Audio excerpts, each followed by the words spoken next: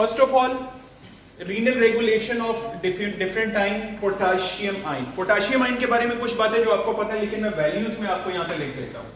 98% of potassium lies intracellularly. 98% of body potassium कहां पे है? सेल के अंदर। सिर्फ 2% है जो सेल के बाहर।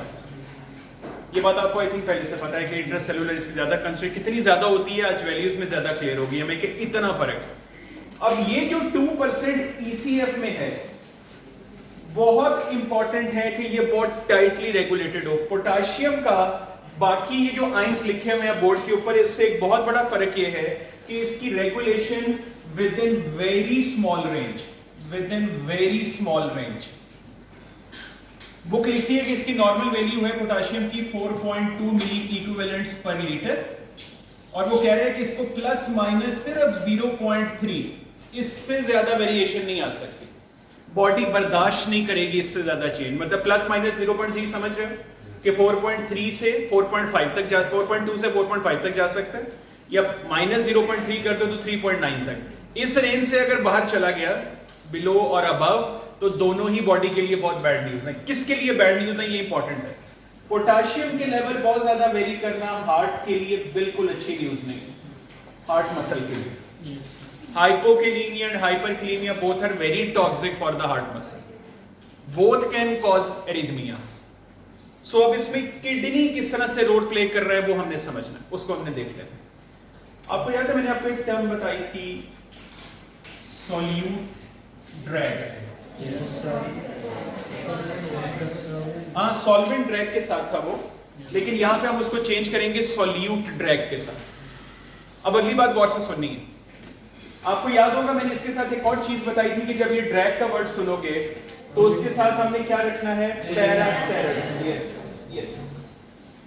अब यहां पे ये टर्म बहुत यूज होने वाली है आज के इस। अच्छा, अब गौर से देखना है यहां पे कौन कौन से पार्ट थे। Proximal convoluted tubule, loop of Henle, distal convoluted tubule and collecting duct.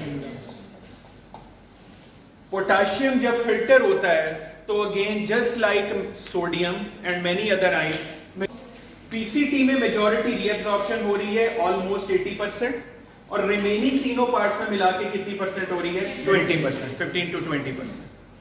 अब मैं आपको बताने ये लगा हूं कि किडनी इसको कैसे रिस्पॉन्ड करता है। ये इंपॉर्टेंट है आज के टॉपिक में जानना कि अगर ईसीएफ में ये वैल्यू ज्यादा हो गई या ईसीएफ में ये वैल्यू कम हो गई तो किडनी के वो कौन से, नेफ्रॉन के वो कौन से पार्ट्स हैं जो इसमें ज्यादा इंपॉर्टेंट रोल प्ले करेंगे। आपने याद रखना है ये जो स्पेशली दिस पार्ट है ना, DCT and collecting duct, specially the late DCT and cortical collecting duct.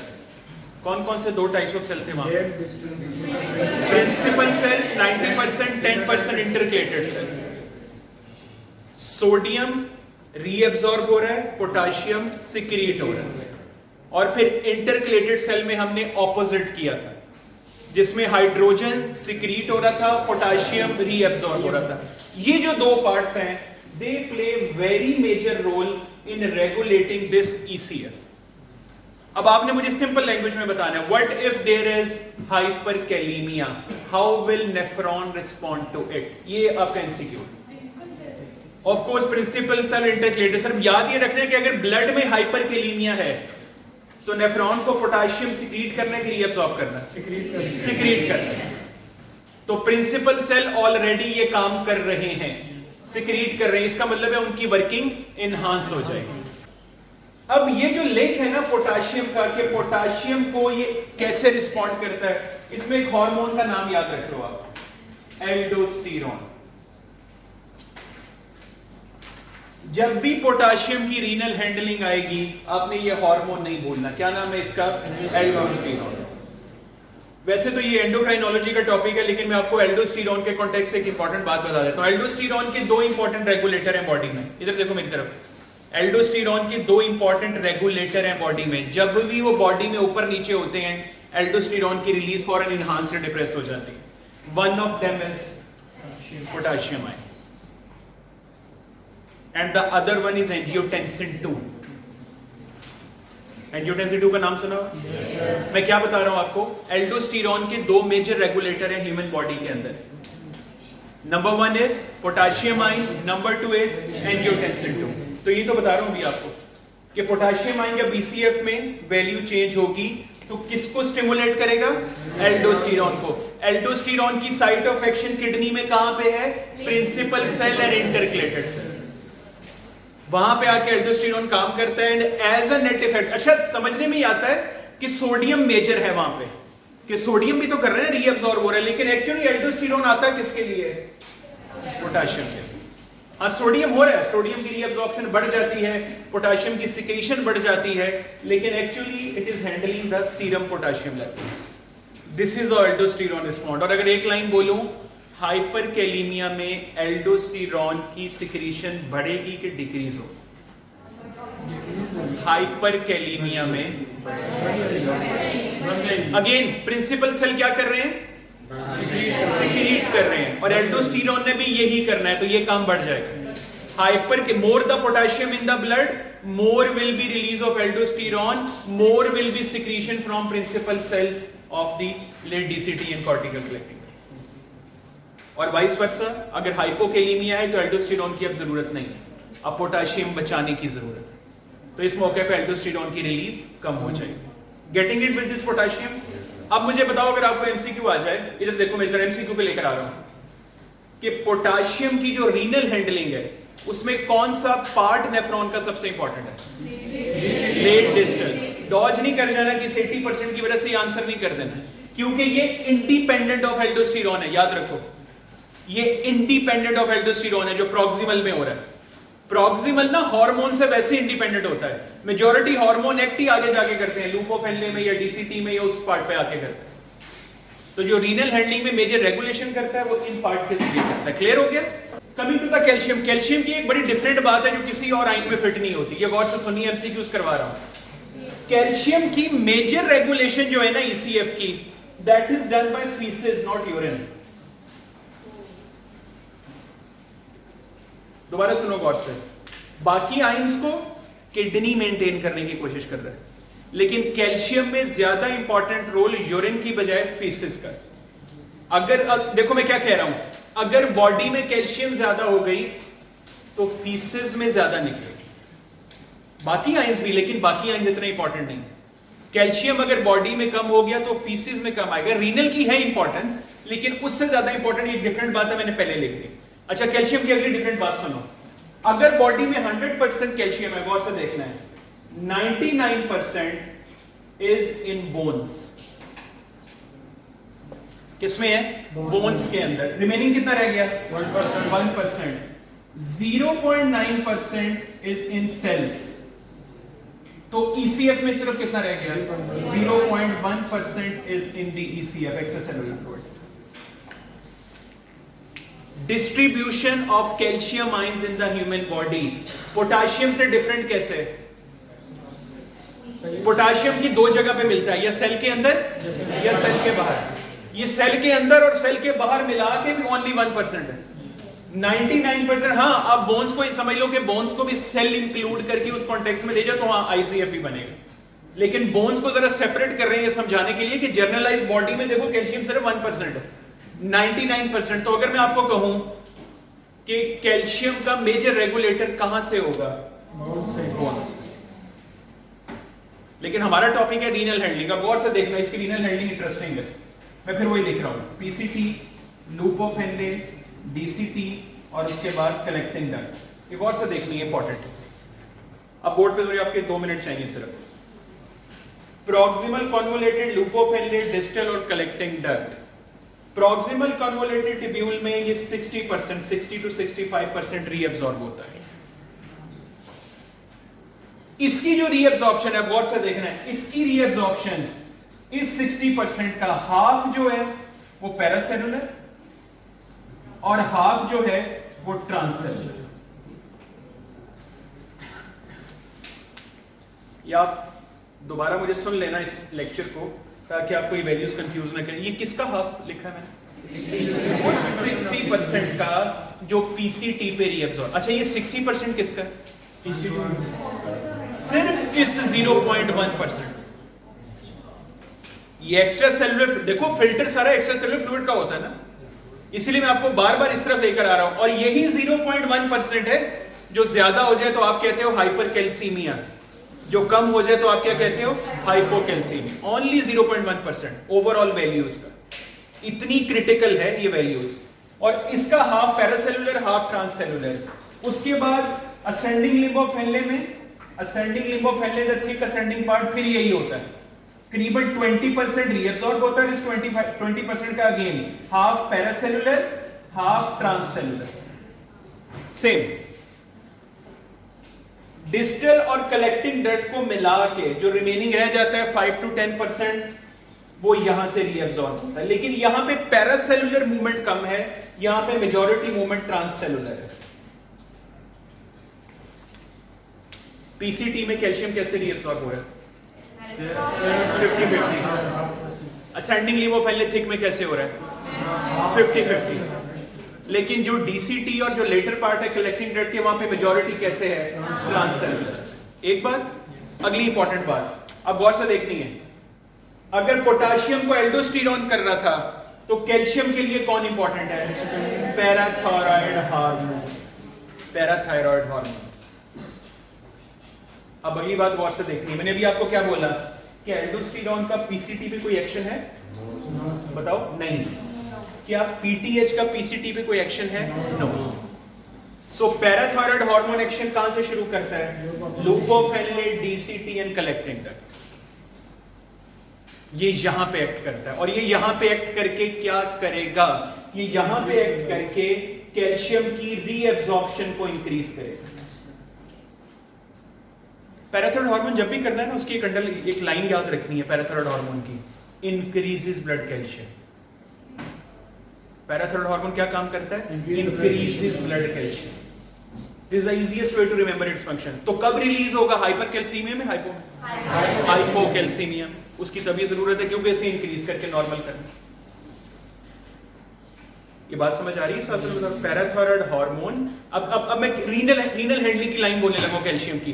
Parathyroid hormone increases the serum calcium level by increasing the reabsorption of calcium from ascending limb of Henle, distal convoluted tubule and collecting duct। इन तीन site पे act करता है और reabsorption बढ़ा देता है। बात समझ आ रही है मेरी? मैं क्या बता रहा हूं इनकी? अच्छा, अगली इंपॉर्टेंट बात, कौन सी वाली रीअब्सॉर्प्शन बढ़ाएगा? पैरासेलुलर वाली या ट्रांससेलुलर वाली? ट्रांससेलुलर। ये याद रखना है अगली इंपॉर्टेंट बात। अगर कोई हार्मोन आइंस की रीअब्सॉर्प्शन सिक्रीशन के साथ छेड़छाड़ कर रहा है ना, तो इसका एक ही मतलब है, वो सिर्फ ट्रांससेलुलर वाले पाथ के साथ कर रहा है। क्योंकि पैरासेलुलर कैसे हो रही है? इस तरीके से हो रही है। पैरासेलुलर सिर्फ सॉल्यूट ड्रैग के साथ होती है, जो ट्रांससेलुलर है वो हार्मोन्स की वजह से ऊपर नीचे हो सकती है, वो बिल्कुल ऊपर नीचे हार्मोन्स की वजह से हो सकती है। यहां पे एक चैनल का नाम इंपॉर्टेंट है तो याद रख लेना, क्योंकि उससे रिलेटेड एक डिसऑर्डर है, शायद कहीं पढ़ो, हमारे लेवल पे तो अभी मैं करवाने भी नहीं लगा, लेकिन चैनल का नाम याद रख लो। इधर देखो, प्रॉक्सिमल कन्वोल्यूटेड ट्यूब्यूल में जो ट्रांससेलुलर है वो कैसे हो रही है? सेल का चैनल का नाम तो इंपॉर्टेंट है ना यहाँ पे। तो यहाँ पे जो ल्यूमिनल साइड पे सिंपल कैल्शियम चैनल पड़े हुए, आसान। जो बेसल साइड है ना, वहां पे एक नाम याद रख लो, मैं लिख रहा हूं यहाँ पे, कैल्शियम एटीपीएस पंप।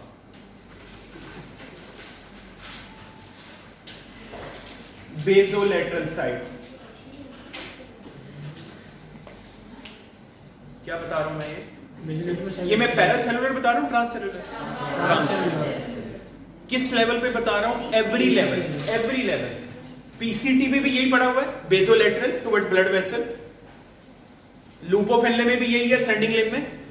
डिस्टल में भी यही है, कलेक्टिंग डक्ट में भी यही। अच्छा, इसकी ल्यूमिनल साइड में कौन सा, उसका नाम क्या है? Calcium channel, simple calcium channel. सब में कैल्शियम चैनल्स। लेकिन फर्क क्या होगा इन सारे कैल्शियम चैनल में? वो कौन से हैं जो पैराथायरॉयड हार्मोन को रिएक्ट नहीं करेंगे? पीसीटी वाले। पीसीटी वाले पैराथायरॉयड हार्मोन को रिएक्ट नहीं करेंगे, लेकिन उसके अलावा जो असेंडिंग वाले हैं, जो डीसीटी वाले हैं और जो लूप ऑफ हेनले वाले, वो सब किसको रिएक्ट करेंगे? Parathyroid hormone. और पैराथायरॉयड हार्मोन की अंडरलाइन क्या है? increases the calcium reabsorption, hence increases the serum calcium बचाता है उसको। और यही अगर मैं फॉस्फेट में फिट करूं, कैल्शियम फॉस्फेट का बहुत मिलता जुलता है। ये गौर से देखना, एमसीक्यू का एक ट्रिक है। इधर देखो बोर्ड पे गौर से, मैंने ना अभी पैराथायरॉयड हार्मोन का सिर्फ एक फंक्शन करवाया आपको कि रीनल हैंडलिंग कैसे है। पैराथायरॉयड हार्मोन के 2 फंक्शंस और भी हैं, वो भी कैल्शियम से रिलेटेड है, लेकिन वो किडनी से रिलेटेड नहीं, इसलिए उसकी बात नहीं कर रहे हैं। फॉस्फेट का गौर से देखना है, ऑलमोस्ट सिमिलर टू कैल्शियम, लेकिन रीनल हैंडलिंग ऑपोजिट है। ये भी पैराथायरॉयड हार्मोन, गौर से, ये भी पैराथायरॉयड हार्मोन, लेकिन ऑपोजिट का मतलब क्या हुआ कि जब कभी पीटीएच बढ़ेगा तो ये फॉस्फेट की रीएब्जॉर्प्शन को डिक्रीज कर देगा।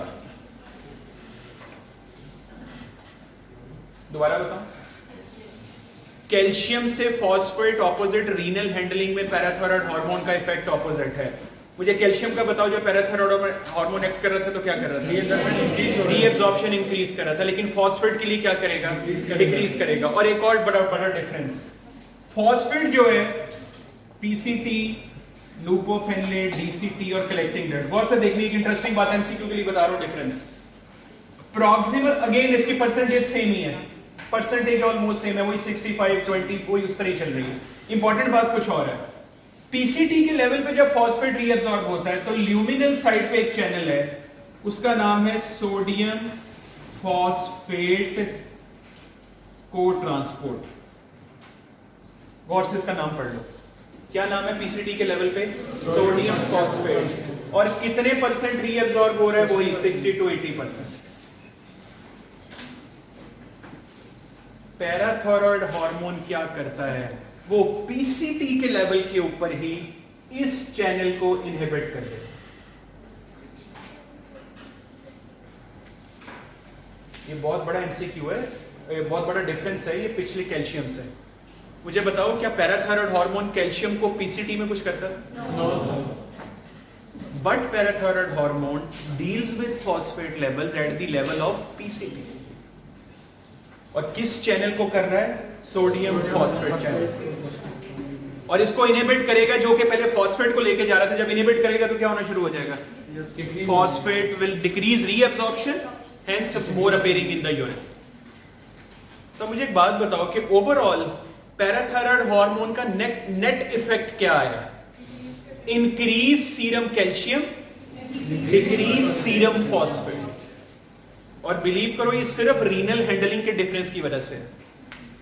जो बाकी 2 इफेक्ट है ना पैराथायरॉयड हार्मोन के, बोन पे और गट पे, वो दोनों सेम है कैल्शियम फॉस्फेट के लिए, लेकिन रीनल हैंडलिंग ऑपोजिट। और उस ऑपोजिट की मैंने आपको रीजन बता दी। और ये 60 to 80% है, तो अगर इसी को कर लेगा तो ऑटोमेटिकली बॉडी फॉस्फेट तो इसी से हैंडल होने वाला है। ये अकेला ही बहुत है। बाय द वे, ये आगे भी एक्ट करता है, पैराथायरॉयड हार्मोन आगे भी फॉस्फेट के लिए एक्ट करता है, लेकिन सबसे मेजर हैंडलिंग यहां पे आती है। जो मैग्नीशियम है उसका एक ही एमसीक्यू है जो सबसे ज्यादा इंपॉर्टेंट है। मैग्नीशियम की पीसीटी से रीअब्सॉर्प्शन सिर्फ 10 to 15% होती है। ये इसकी सबसे हैरानकुन बात है। अभी तक आपने बाकी सबका पीसीटी में कॉमन क्या पढ़ा था? 60, 80, 65 to 70, ये वैल्यू पढ़ोगे आप। लेकिन मैग्नीशियम की सिर्फ कितनी है? 10 to। मैग्नीशियम की मेजर रीअब्सॉर्प्शन इस पार्ट से होती है, असेंडिंग लिम्ब ऑफ हेल्ले से ऑलमोस्ट 65%। मैग्नीशियम के बारे में ये जान लो आप। क्या सबसे बड़ा डिफरेंस है मैग्नीशियम का?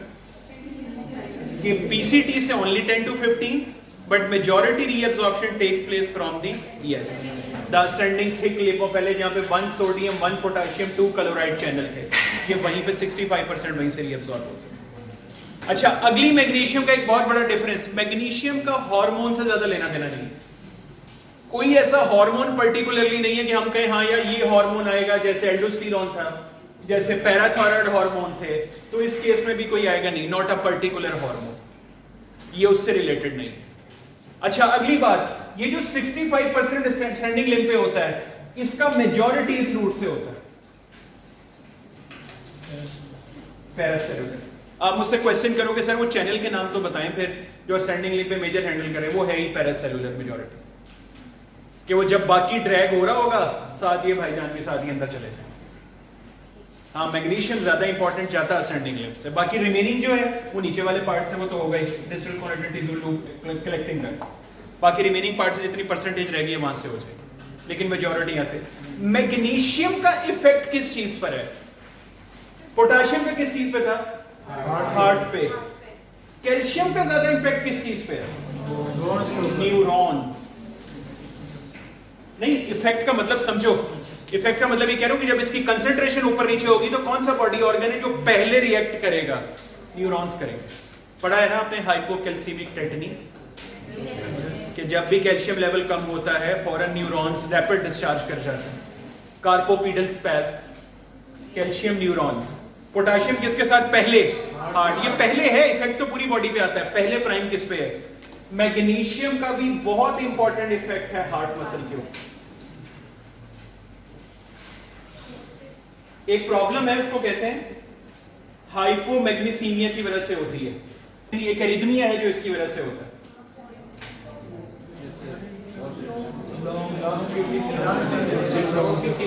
यस, लॉन्ग क्यूटी सिंड्रोम या टॉर्सेट डी पॉइंटीज। ट्विस्टिंग ऑफ पॉइंट कहते हैं इस एरिथमिया को। कुछ ऐसी शक्लें मेरी तरफ देख रही हैं,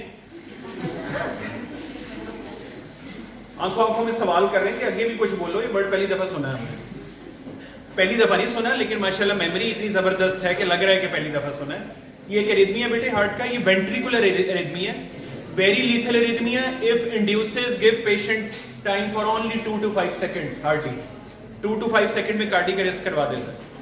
और इसकी मोस्ट कॉमन कॉज कौन सी है? हाइपोमैग्नीसियम। तो कंक्लूड करने के लिए मैंने आपको बताया कि आयनिक रेगुलेशन क्यों इंपॉर्टेंट है, क्योंकि डिफरेंट बॉडी ऑर्गन रिस्पॉन्ड करते हैं इसको। दूसरा मैंने क्या बताया कि बॉडी में जनरली बहुत तरीके से रेगुलेट हो रही है। हमारे इस टॉपिक में इंपॉर्टेंट क्या था? रीनल हैंडलिंग क्या है। और रीनल हैंडलिंग में हार्मोन्स के नाम इंपॉर्टेंट है, किस पार्ट में वो हार्मोन रोल प्ले कर रहा है वो इंपॉर्टेंट है, कितनी परसेंटेज किस पार्ट से रीअब्सॉर्ब सिक्रीट हो रही है वो इंपॉर्टेंट है। और उसके बाद last but not the least magnesium से रिलेटेड के हार्मोन नहीं है, डिफरेंस है 10 to 15% सिर्फ पीसीटी में होता है, ये डिफरेंस है। ये मैग्नीशियम का थोड़ा सा फर्क है। That's it, thank you.